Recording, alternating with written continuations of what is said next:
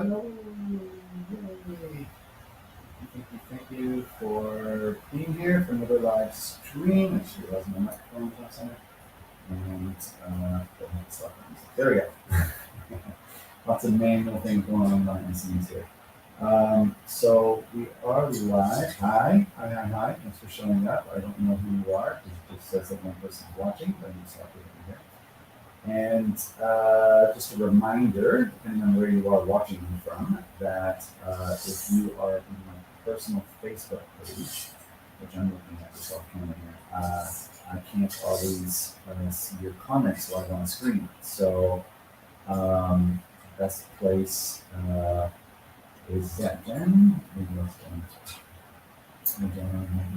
Hallelujah.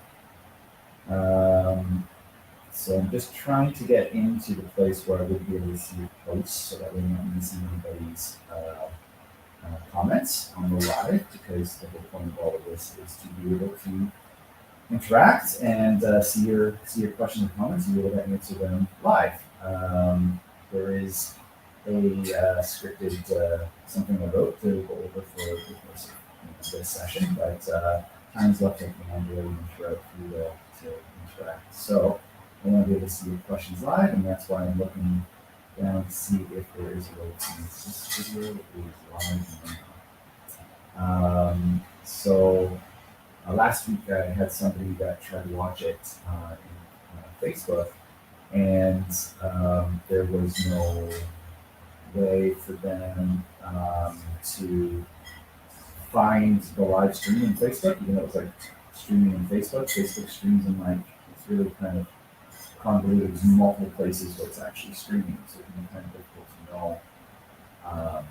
It just says it's live, but it doesn't actually show a live video. So anyway, just checking in with everybody as they come in to make sure that everybody is see everybody.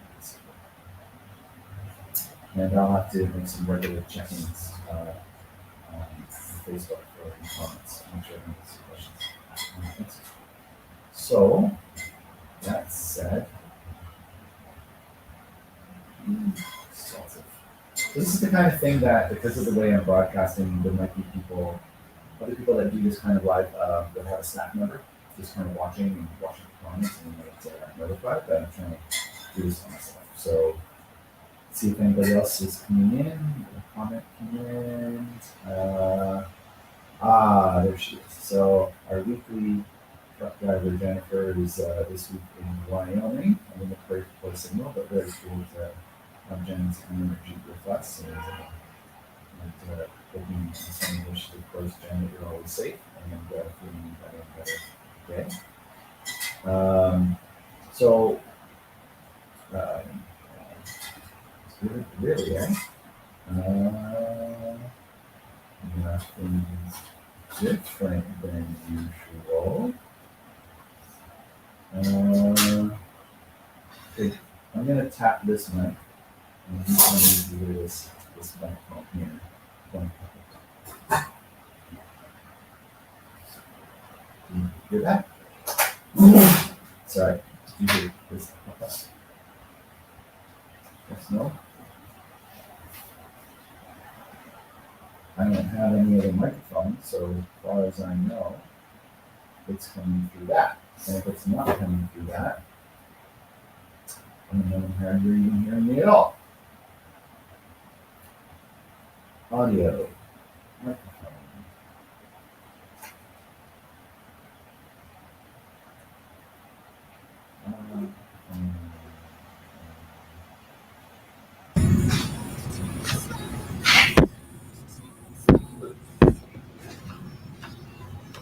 Did that improve it? Does this sound any better? Yes? Okay. Thanks a lot for letting me know. One of the beauties of being live is people can let me know when the sound isn't working properly. I see some more people streaming in because we're just about to get started. So much better. Okay, yeah, it was a setting.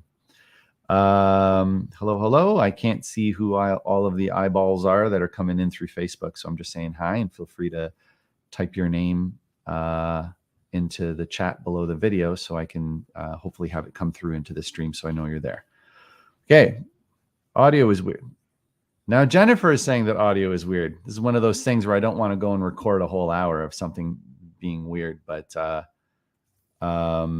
Lydia, you're saying it's good for you right now, right? Yes. Okay. I can't hear you, but I can see you.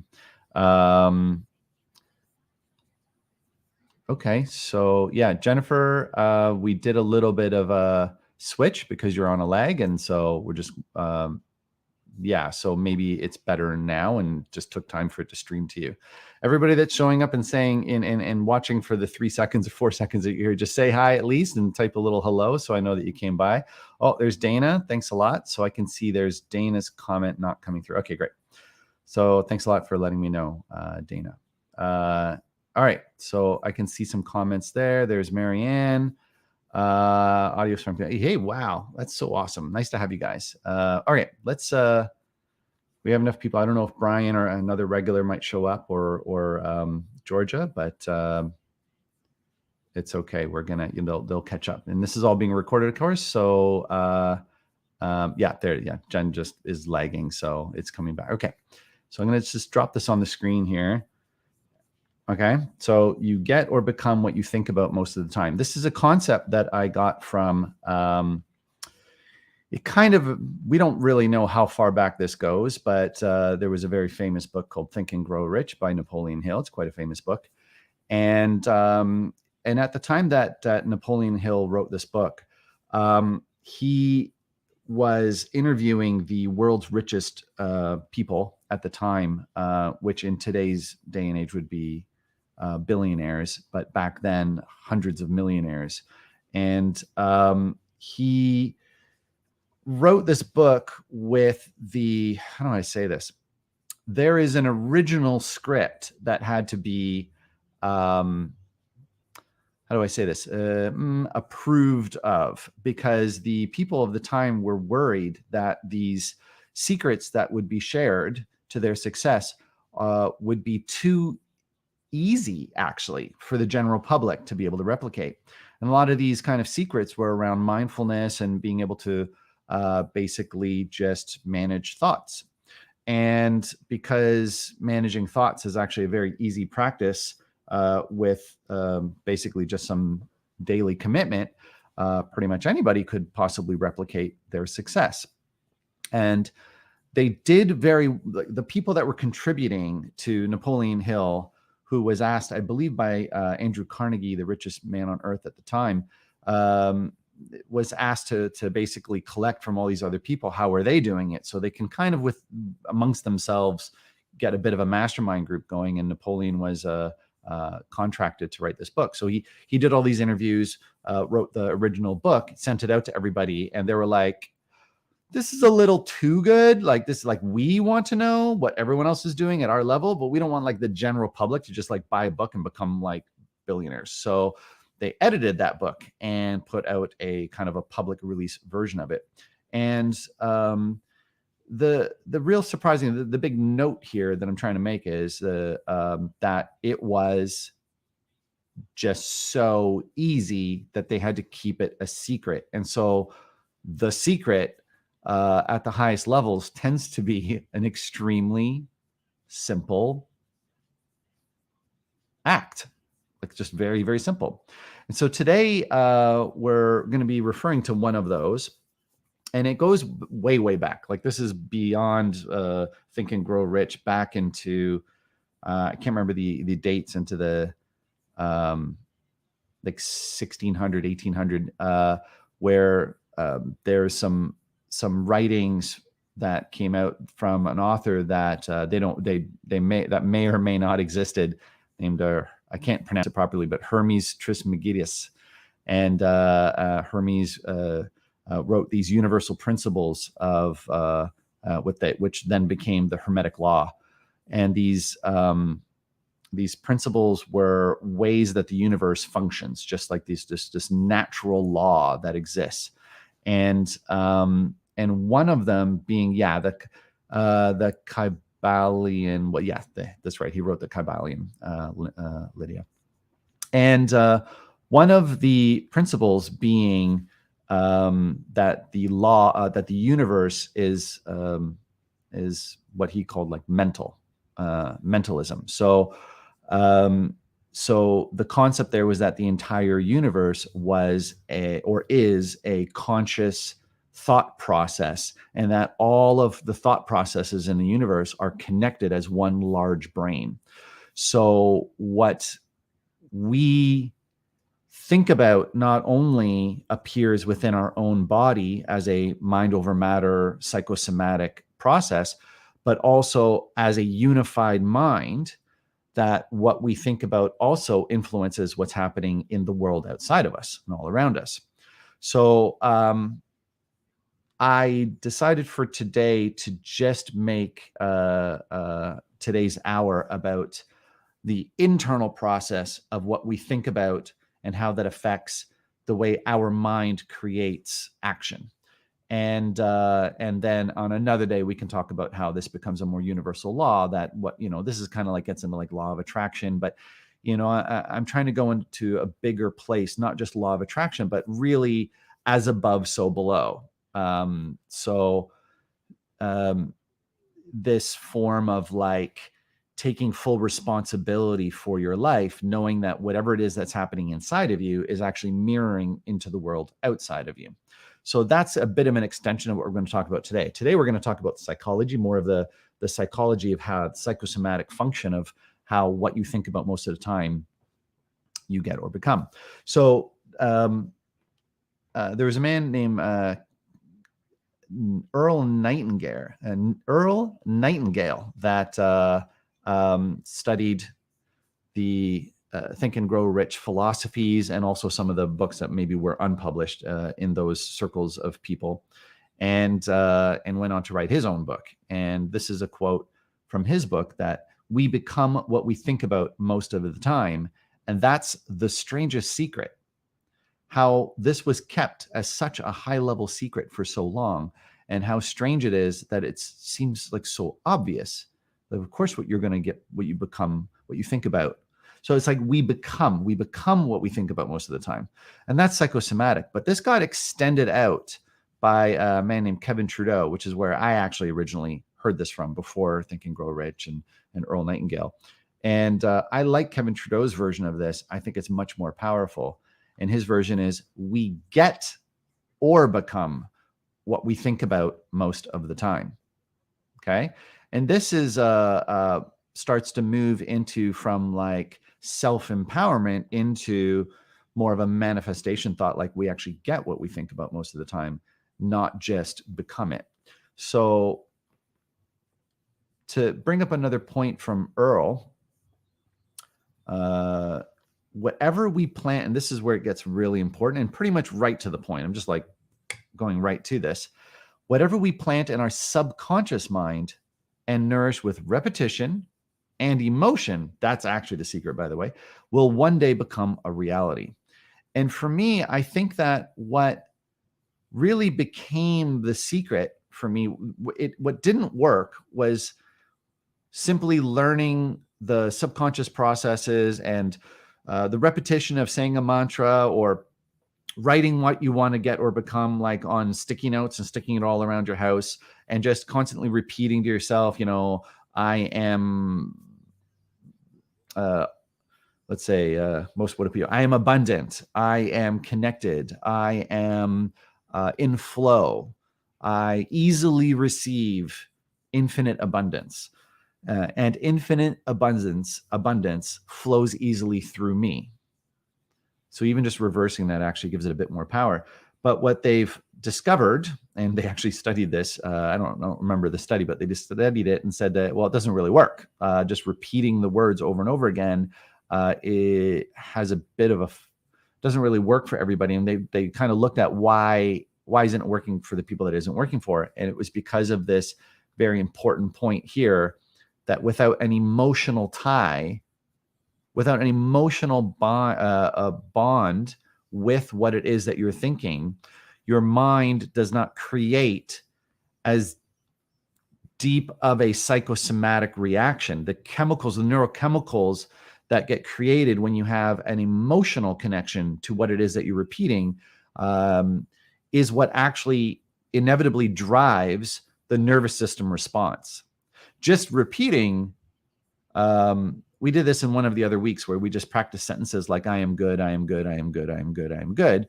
And there was a belief or a thought shift that happened from the repetition. But the ending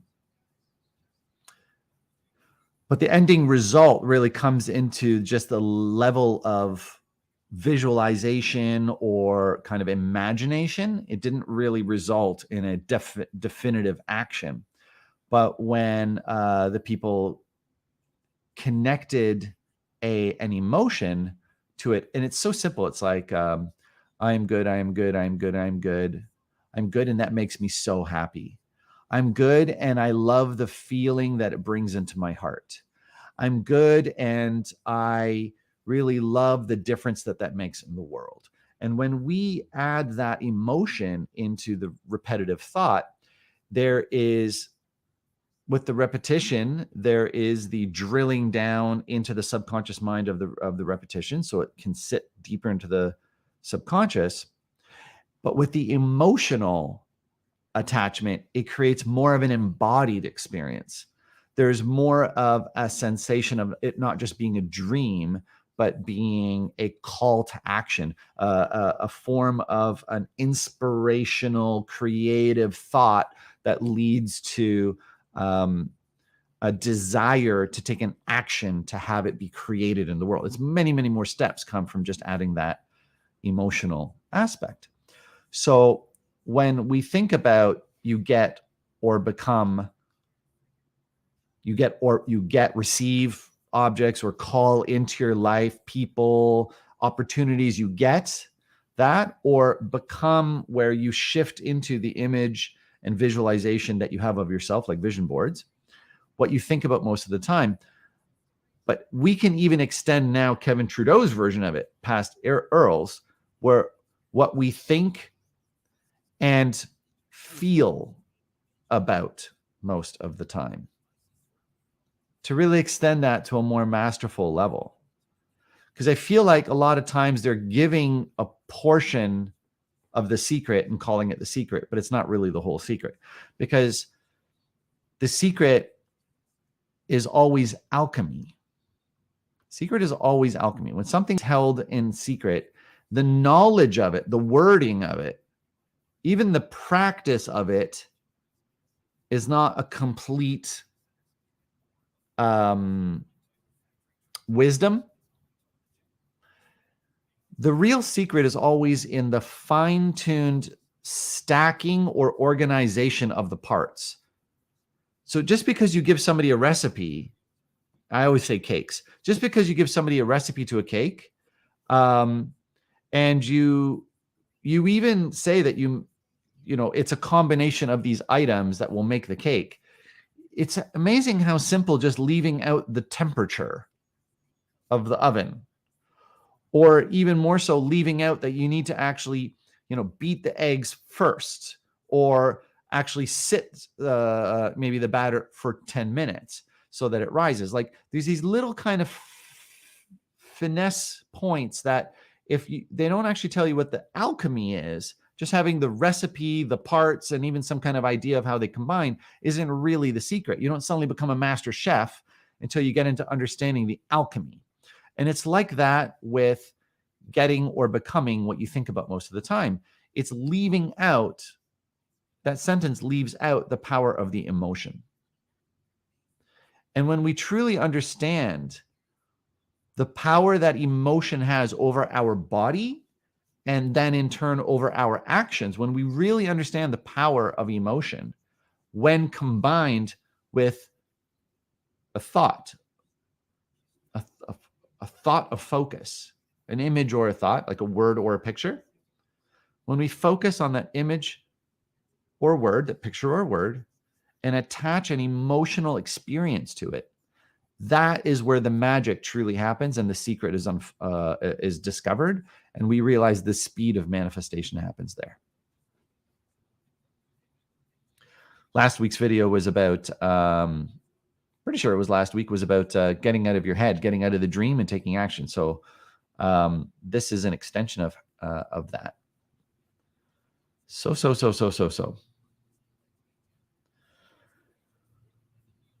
If we're talking, I'm going to show this one more time.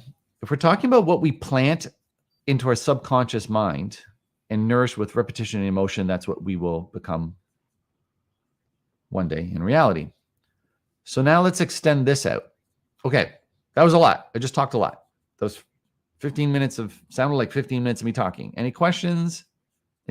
Some of the dancers of us here need to just take a little and feel the information that I'm sharing. So I want to give one little extension. What we plant in our subconscious mind with enough repetition and emotion. Let's make a little edit here. I mean, that's his quote. So I'm going to make my version of it now. Whatever is planted. It's a very specific little edit right here. And this little edit really expands your access into yourself, into looking at the dark places that we can't see easily, the places that were forgotten or left behind, or shrouded in shadow. These little parts get accessed much easier, much more easily with very specific wording. This says whatever we plant. That's true, but it disregards what has already been planted. So I would say whatever has been planted, as well as what we choose to plant, both will sit in our subconscious mind. Okay? With repetition and emotion. So this is where trauma comes from. This is where somebody really anchors into their brain wiring when they repeat, oh, that was so bad. Oh, that was so bad. Oh, it's just so horrible. Oh, what I went through, the pain, the suffering. Oh, it was so bad. It was so bad. Oh, I can feel it. I can feel it. And my emotions. And that repetition starts drilling the experience into the body, into the mind, and starts creating story, extended story beyond fact. And it starts creating interpretation, associations. And when the mind hears these words and these emotions from somebody who may have just experienced a trauma, it really genuinely becomes a disorder, like a traumatic disorder. And so we have to be very cautious with what we're repeating with that much emotion.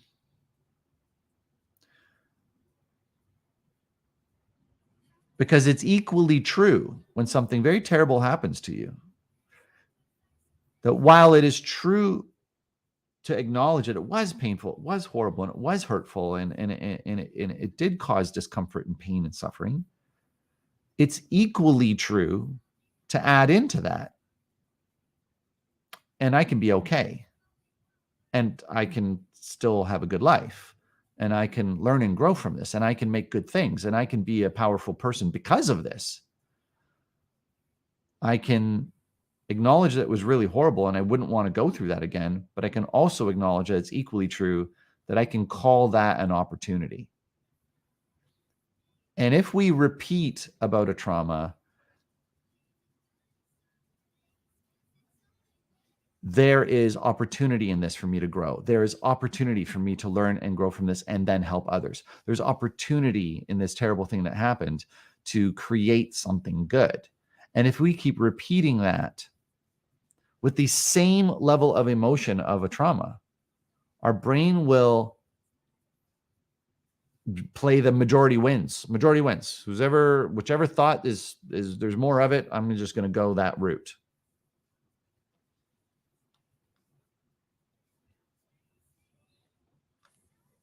Long pause. I feel thinking is happening, and I am holding space for thinking.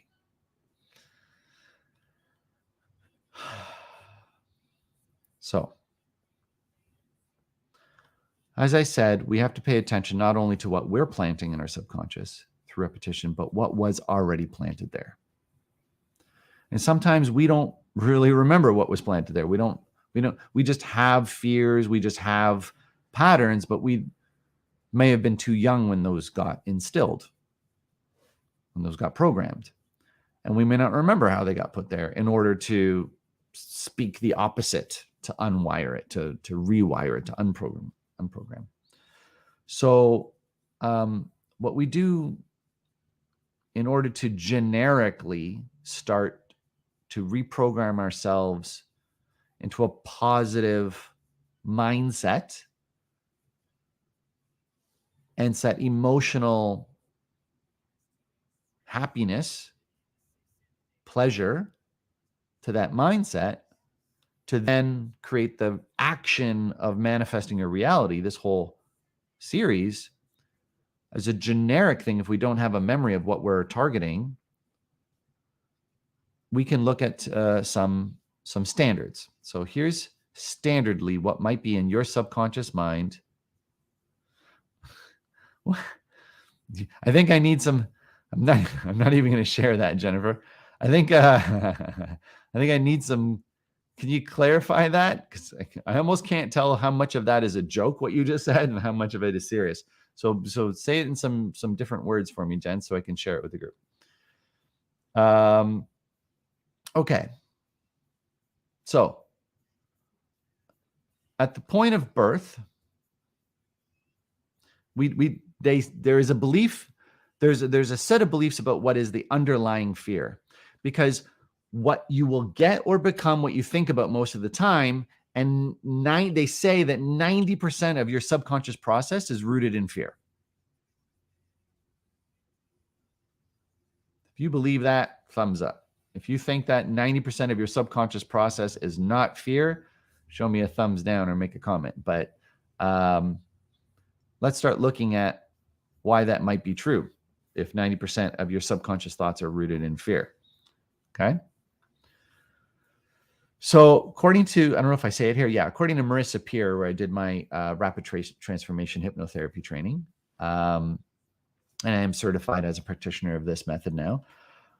According to Marissa, our three core fears are that we are not good enough in some way. I put that in quotes. That we are different, or that we do not have access to resources. So I'll explain this. Not good enough means not fast enough, not smart enough, not pretty enough, not whatever enough, just rich enough, not whatever. Tall enough, white enough, dark enough. So that we're not enough in some way, that we're too different, and that we do not have the resources we require. And those three fears are really anchored to our deepest needs, which are to connect and to survive. Our bodies are designed to heal. Our bodies are designed to focus on problems and solve problems. And our bodies are designed, technically our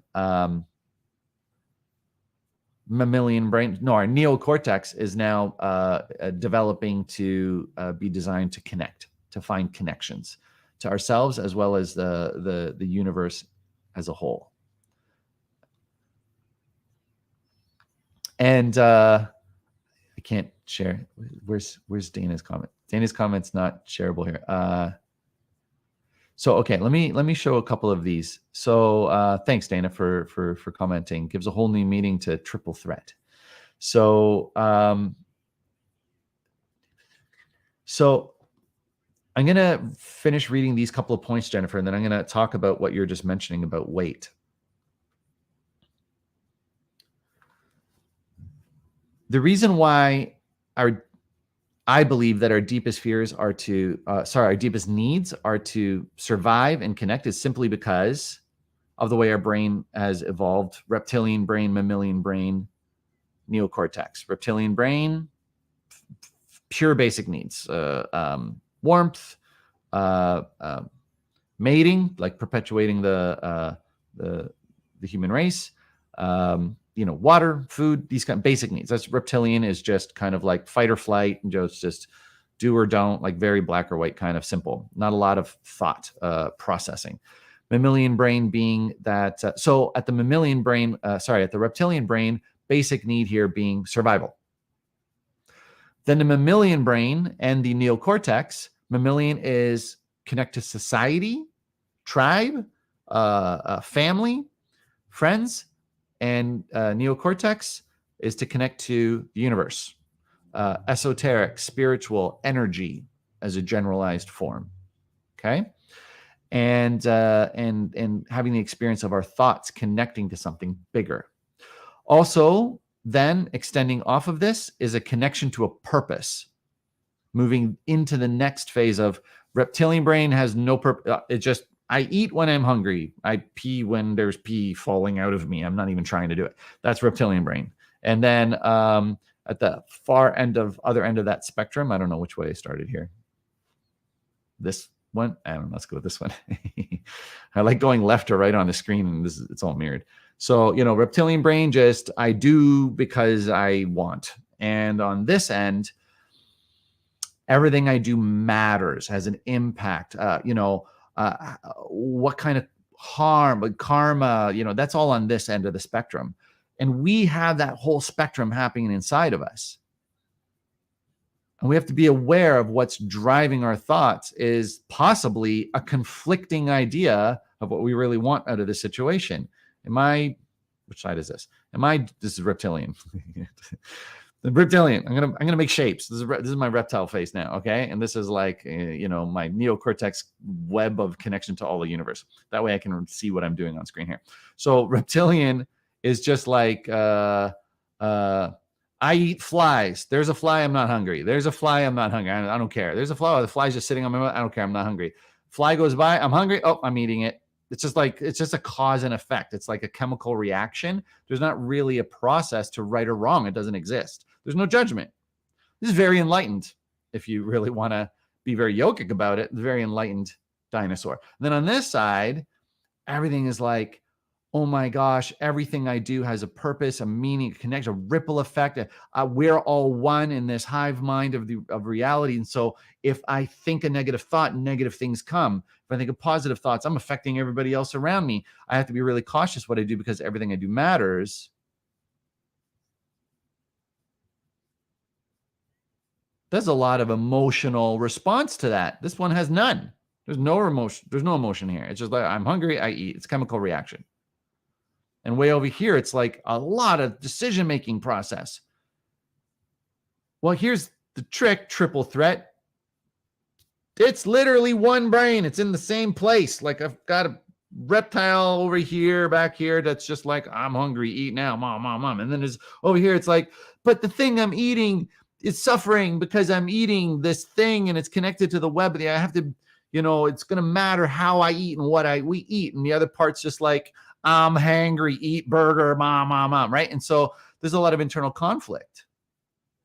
And when we know that our deepest needs are to connect and survive, I believe that mastery is coming to some form of balance. Hey, Jen, you just entered into this. We can't see you on screen, Jen, just so you know, unless I share you. So don't bother saying you're talking. Don't bother saying anything.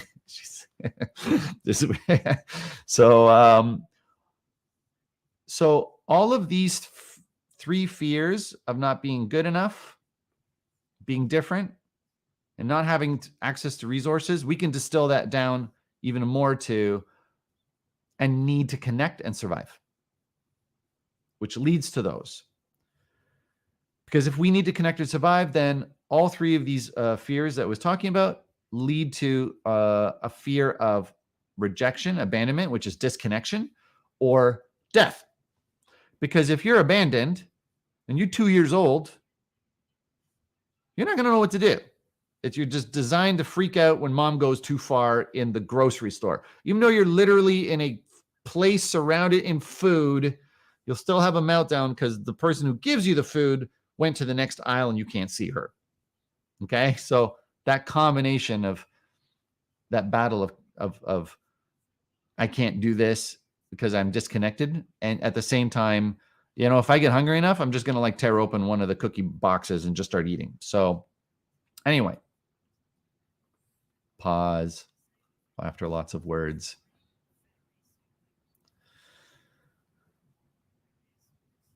Those are what I feel are root fears. That is playing out night and day in you. Am I connected or disconnected? Am I going to survive or am I going to die? That's just there.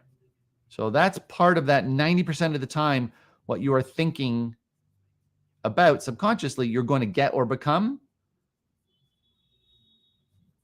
It's going to start driving all of your decisions on, well, I guess I better go with the thing that keeps me safe. I better go with the thing that, is predictable, or I got to go with the thing that's going to make sure I get fed.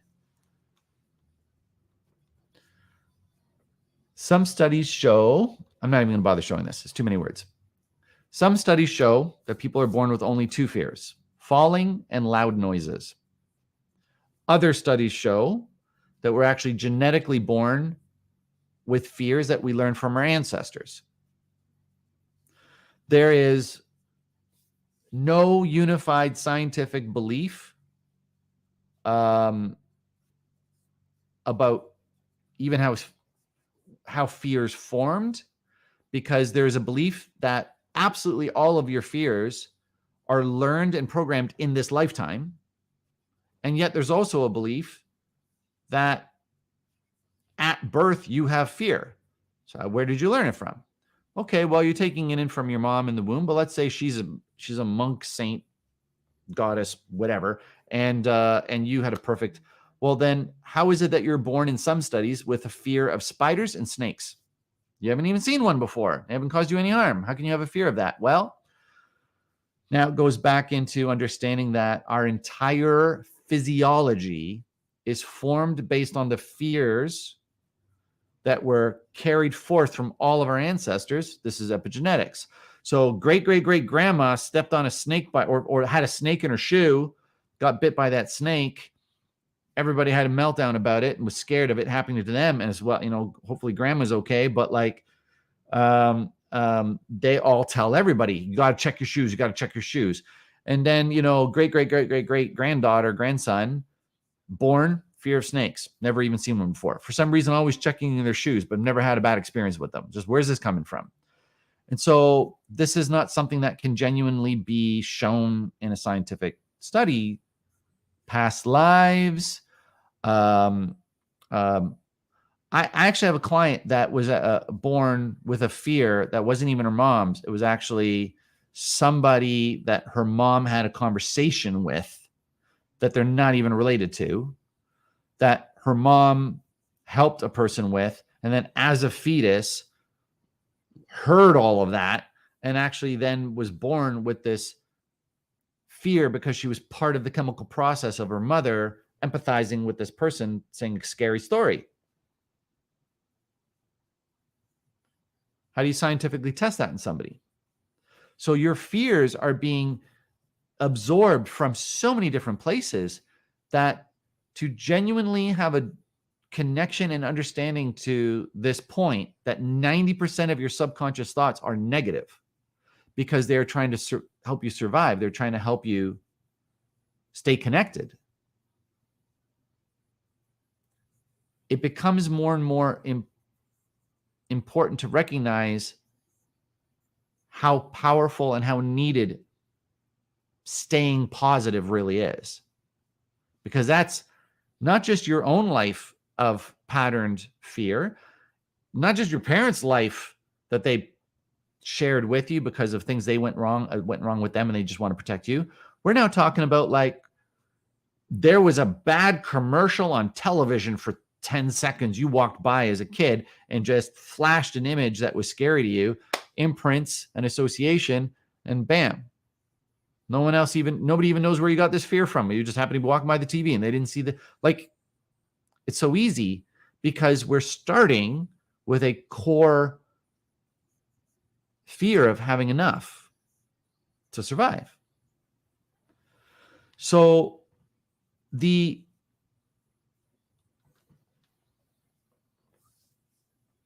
neocortex is developing as a way to offset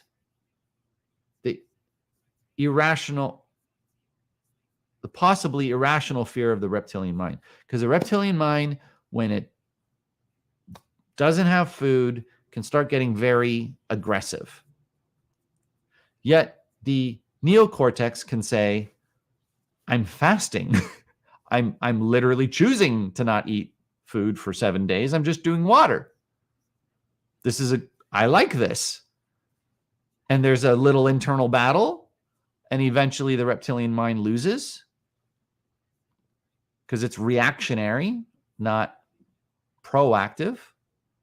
And the neocortex, from a place of deciding that something is good, something like not eating anything, which is so against our hardwiring, becomes suddenly possible.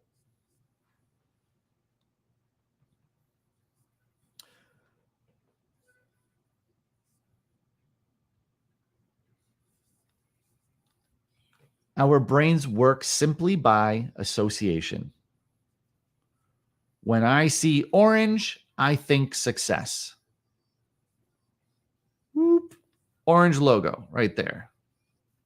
Actually matching the color. I did this for reals in my graphic software. I literally matched my logo color, which is this orange, to this shirt, which took me weeks to find the actual color of my logo. And I decided to tell myself, that's literally why it's hard to do this, orange salt lamp right there in the background. Because I've decided to make the association for myself that when I see this color, abundance and success are happening. Our brains work by association, and you have control over your associations. And you can reprogram your associations using repetition and emotion. Orange brings me success. Orange brings me success. Orange brings me success. Repetition. And I love the feeling of the success, and I love how it feels in my body, and I love the freedom that it gives me, and I love the people like you that it helps, and I love the way that the world gets better, and everything I see in the world is better, and I love how that feels, and I connect. That's emotion.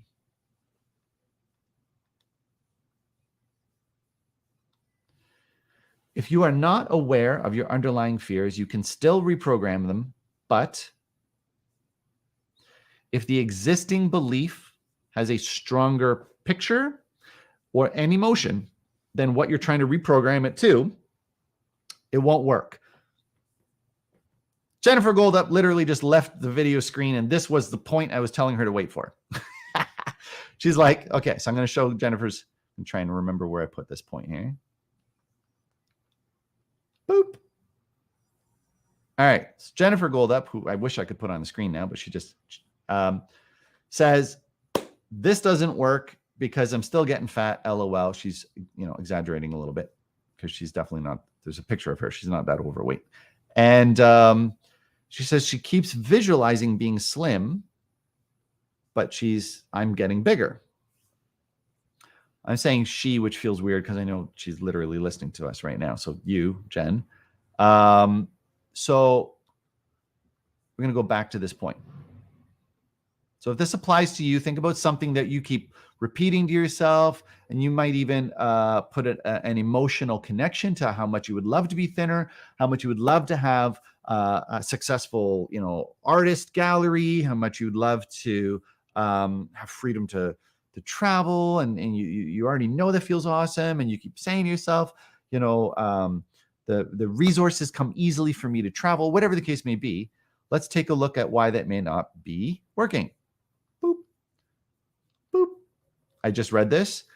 If what you are trying to create, using all of this imagery and visualization and saying yes, yes, yes, giving permission, we talked about that another week, really tying the emotion of the state of that you wish to have, why don't you get it still? Well, what we have to do is look at if the existing belief is actually stronger emotionally and stronger visually than what you're doing now. Jen, I'm going to put you on the screen for a second because it's just fun doing this. Hey, Jen. So did you catch that? Because I was just actually doing that last point right for you. I was going through the mountains and I totally lost everything. Boom, went black. So it's funny how you just said that. Well, you. So Jen swears like a trucker because she is a trucker. So, so I can say that because proof. So, not generalization. So, Jen, what I just said very quickly. Well, I spend a lot of time by myself, right? That'll cause everybody to swear. So, so look, you made the point about why is it that if I keep visualizing myself getting slimmer, why isn't it working? And the reason why is because the image and the emotion of your underlying fear is actually way stronger than your desire to be thin. So consciously at your current age, you feel that there's you value being thinner as you're getting older and your metabolism slows. You're like, hey, I think this is something I should really think about now. But you're thinking about it from a physical need, whereas your underlying belief that could possibly cause weight gain. This is setting aside the fact that you're getting older and that's just a normal thing. There's nothing wrong with it, Jen. But like there's, for the sake of today's topic, the underlying need for your body to show you that you have an emotional pain, that need to show you that message by gaining weight is stronger than your want to lose weight. Okay. Now, just for the record, just so everybody knows, Jennifer is actually very, very wise and educated in psychology and psychotherapy. So I'm not throwing anything at her that she doesn't already know. So I actually really value Jen's response because she's actually speaking from an educated place. You understand what I'm saying? So the question is whether or not you want to actually acknowledge it because it is a fact and you know it. But let's also keep in mind, and I do want to honor that you sit on your butt for many hours. You're getting older, metabolism slower. It is a natural thing. So it may not be anything to do with what I'm saying, but at the same time, I'm not entirely wrong either, even though I'm just generalizing. Okay.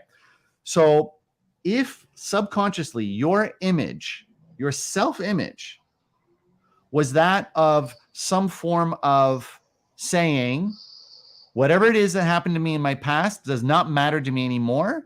That's in the past and I don't care. I'm willing to let that go. That sometimes just drops weight off of people within a week. They just suddenly lose like 5 pounds. Pressure. I got so much pressure and I got so many things that I'm carrying. I got so many things I have to look for in my life, I have to do in my life. And I got to really make sure I get this done. That can, to your body, can actually feel like you're carrying a lot of responsibility and pressure. And your body might visualize that as weight. And so it just puts on weight simply because your mind is associating pressure and responsibility as weight.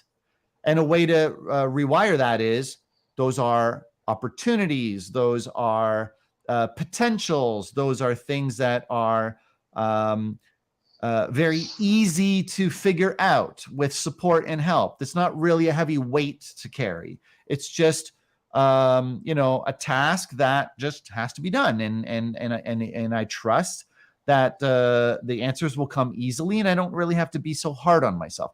Sometimes that's enough to really just drop some weight. And that makes sense to you? I already know. Yeah. So I'm just calling that out. Do you have any response to that or do you want to?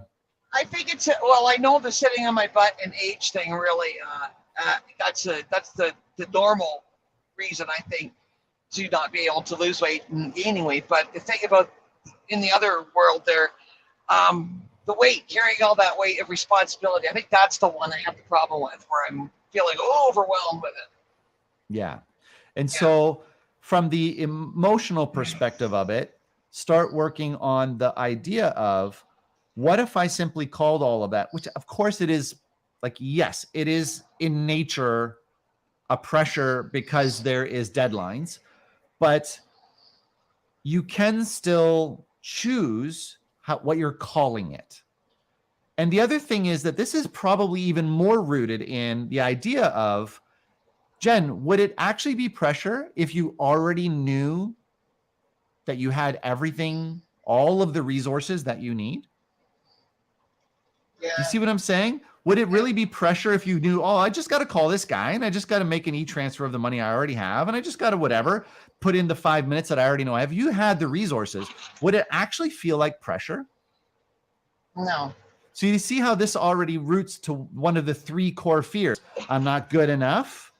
I don't have the resources, or I'm scared that I'm going to get rejected by somebody, which is, this is not what it is for you, but like, this is probably one of the resource thing. Okay. Resources too. Okay. So that does evolve some amount of action needed to get resources, but also the thought of resources come easily to me. I do believe and trust that the universe is taking care of me and flowing through me. I know that this is only feels like pressure because I've forgotten that resources flow easily through me. I'm connected and will easily get the ideas that I need and take the actions that I need. Okay. So just want to share that with you, and I hope that helps. And I'm going to move on to some other people's questions. Okay. Okay. Sounds good. All right. Thanks a lot, Dan. Thank you. Bye-bye. Move from there. Okay. And I hope that helps others as well. I'm going to check out, okay, so I'm going to read out a comment. I'm not going to say who it's from. It feels like my fear is the opposite of abandonment. I feel like I go insane worrying about how many people around me will detract from my life. And if I get too close, that's resources, by the way. Detracting from life it means that they're using your resources. They're using up your time. They're using up so that's resources. So they're going to detract from my life. Be clear about what resources you're scared about they're detracting. If I get too close to them, I wonder if I am mirroring their fear of abandonment. Okay. And today I let go, and it actually felt okay spending time with someone I've been freaking out about. Or maybe I'm afraid of the inner me being rejected if I share and get too close. So resources, draining of my resources, and I'm not going to have enough time to take care of myself. Or I'm scared about spending too much time from these people because they're going to discover that I'm really not that awesome and they're going to leave and I'm going to feel bad about myself. Okay. So try those on and see if it really is. You already said it feels like a fear, the opposite of abandonment. So it sounds more like you're going to lack resources. So if too many people come into your field, it sounds like, suppression. Can you say that in a different way? The identity suppression. So so is the identity suppression fear of abandonment or rejection, or is that still some form of like feeling drained and like your resources are being taken up? They want to be traditional instead of the person I feel like I'm. Right. Okay. So that's not good enough. So if you got all three. So if somebody wants you, I'm going to say this generically, but obviously to you because you're typing it. If somebody wants you to be something more than what you are, okay, or different, it's not really more because you're already good enough. But like if they want you to be different than what you are, then internally you're working with the concept of, am I not good enough to deserve their love? So internally, the answer is, I am good enough. I am smart enough to deserve my love, to deserve my own self-esteem. So that's the good enough of the three. Then there is I'm scared that people will, okay, so first and foremost, we don't like spending time around people that keep making comments about us needing to change, because that triggers this whole concept that I'm not good enough. And if I'm not good enough, or if I don't give them what they want, they're going to reject me, and that leads to death. Okay. So that's the not good enough. that's really draining on me. And if I keep listening to that, I feel really drained. And then it starts to feel like I'm wasting my time and I'm not really enjoying it. So that's lack of resources, not enough happiness, happy chemicals, too many stress chemicals, not upholding boundaries, and just energetically draining. So that's not enough resources to handle that. And the other one was abandonment, not good enough. Holy crap, so many words in my head. I went blank. I went blank from talking too much. Wait, fear of, holy crap, so many words. Wait, I'm gonna take a breath. I'm gonna take a Dana Day. I'm gonna take a Dana Day breath. We're at a treat, and Dana had to talk on a mic in public, and she was just like, "There's a lot of energy here. I'm just gonna, ooh," and she just like sat and breathed, and was like, "We're all gonna breathe together." I'm gonna do that right now. So 3 core fears. Not good enough. Taking a breath. Wow. And so, okay, what did you say? Mirroring, fear of abandonment, detract, spending your time, maybe afraid of being rejected. I don't know. For some reason, I went blank. So I'm just going to go with, I'm a channeler and I'm really skilled at channeling silence. I'm going to channel silence right now. I'm going to say, we've probably said what you need to know. Look at how I just reworded that. Oh, hey. Oh, leading by example. Oh, hey. All right. Okay. So afraid of the energy being rejected. Okay. Is that good enough? Like, did that help you make a connection? Like, do you want to ask another question to extend this?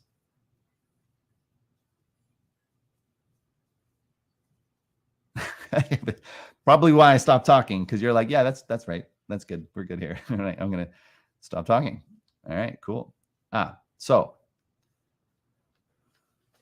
in whatever the name of the book was that I've forgotten now, Earl Nightingale says, the more intensely we feel about the idea or goal that we're putting in, the more assuredly this idea, buried deep in our subconscious, will direct us along the path to this goal's fulfillment. It's automatic. That's the real secret to this. The reason why it's so easy is that by simply being emotionally connected and very grateful, so much gratitude for it coming, and the repetition of that, we don't actually even have to try and plan in detail how to get to the goal. The mind just starts creating ideas. And he's got a quote here that basically a very enthusiastic mind, there it is, creativity is a natural extension of our enthusiasm. So if we're so embodied and richly visualizing and feeling just how much and why it matters to us, the what we're trying to manifest, what we're trying to become, what we're trying to create, what we're trying to get, by being so enthusiastic about it, the mind actually becomes creative as a result.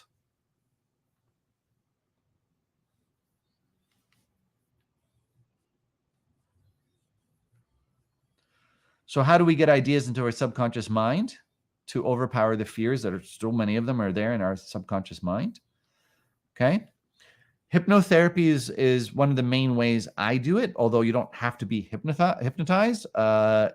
It's just understanding how hypnotherapy works as a way of getting past the critical thinking center and down into the subconscious where we're more suggestive. Okay. Other than hypnotherapy, repetition and intense emotion. I put in the word intense just to really exaggerate this. Okay. This is where visualization and mantra, which means repeating a line, is used. What we consciously focus on, our subconscious mind will eventually receive and accept. It's an automatic thing by just repeating. And at some point, here's the key point here. Our minds love what is familiar, and they're very uncomfortable with what is unfamiliar, fear of the unknown. So through repetition, we make something familiar. And when something becomes familiar, the mind actually tries to pull it in more. And the less that we refer to something that is fearful, the more unfamiliar, just over the passing of time, the more unfamiliar it becomes. And what we really anchor to and focus and repeat becomes more and more familiar. Then we start seeing it in the world. We start reading more about it. We look it up. We just totally saturate. If you totally saturate your thought process with one thing, night and day, you eat, breathe, sleep, a goal or a visualization of your success, your brain will see that that is the most familiar thing in your life. It will want what is familiar. Well, you're reading a lot about this. I should probably go look up people that are like me, that are also reading. I want to find other enthusiasts. I want to go hang out with them. I want to start talking like them. I want to start dressing like them. I want to become them. It just is an automatic action that when it becomes familiar, you will want more of it. Okay? And adding emotion and visualization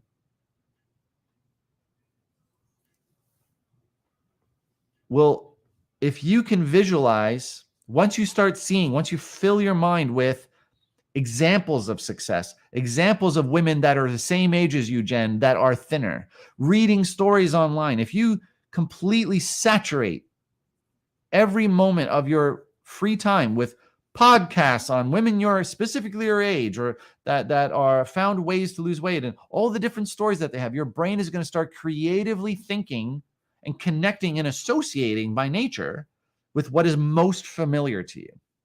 And once you find what is most familiar to you, that answer will be an automatic yes. You won't even have to try and program yourself to do it. You'll just be like, oh, that's just like me. I can do that. And then bam, you'll just go and do it. And the fear will just erase itself. So that's an extra point that I added in that I learned from my rapid transformation therapy, is that what we make familiar, we grab onto and we gravitate to it, and then we become. And that's why you get or become what you think about most of the time. So we've reached our 1 hour. I super love that everybody, got, Marianne and Dana and Jen and Lydia and all of the people that came and watched today. I super appreciate it. I'm going to take a quick check on my other stream page in case people have been asking questions that I have not even, no, I must not be able to see them. Yeah, so our bodies change according to the stress in our environment is true. But the stress in our environment, we call that stress. That's an association. It's a very important thing. An environment is not stressful. It can be harmful. That's different. If there's thorns poking into my leg, that's harmful. But if there's like thoughts, opinions, pressure, judgment, those are actually not harmful. They require us to associate that with harm. Okay? Because to every person that actually agrees with them, that could actually be a reward response instead of a stress response.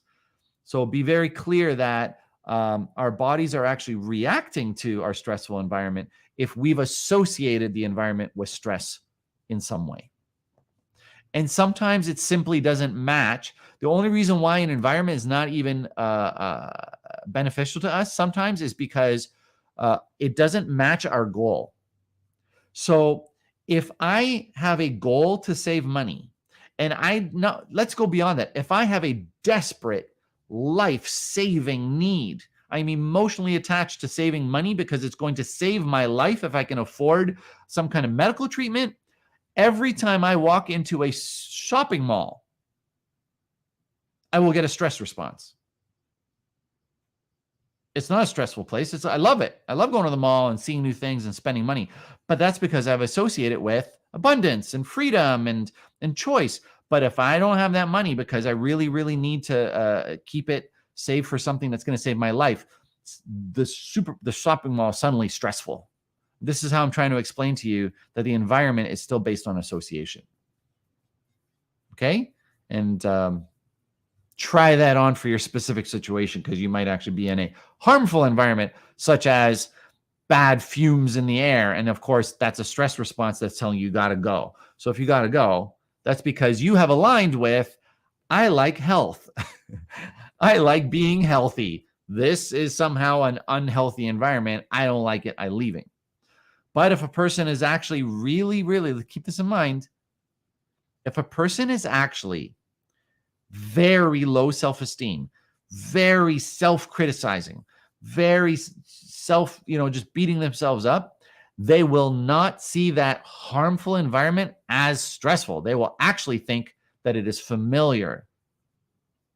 Misery loves company, and they'll go, yeah, this is all I get in my life. I've had a rough life all my life, and so that's what I get. I work in a coal factory, and my lungs are black because I feel black inside. And it's like, you're creating an association, right? That coal in your lungs is good. It's probably not.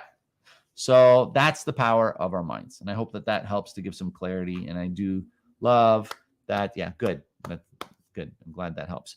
So I love the interaction. I love that people can see that there's, people asking questions, and that can help others in similar situations. One last quick check before we go, as quickly as I can make that happen. Page? No. Oh my God. Facebook. How do I get to my pages? I don't even know. I'm trying to get to my other. All right, I give up. So pages, Peter Akari, blah, blah, blah. Bear with me. Any questions? Go ahead and, nope, I have no idea. I can't use Facebook that fast to see where my other stream is to see if I'm missing everybody's comments, but whatever. Life will work itself out. So thank you very much again. I hope this helps. When I go to the stream, so this gets recorded, gets put into YouTube. It's easiest to find these in YouTube. But what I do now, I'm getting into the process of actually downloading all these videos, and I'm starting to edit them so that when I'm like babbling or like, we're just kind of doing the 5 minutes at the beginning, I clip that all out so that people watching the replays can watch them in a shorter period of time. So I will get to that on all of the ones that are up there, because it's been a response that people are like, I love the videos, but I was 30 minutes in and I got to go do other stuff in my life. So I'm going to try and get to actually editing them. So that's it for tonight. Big love.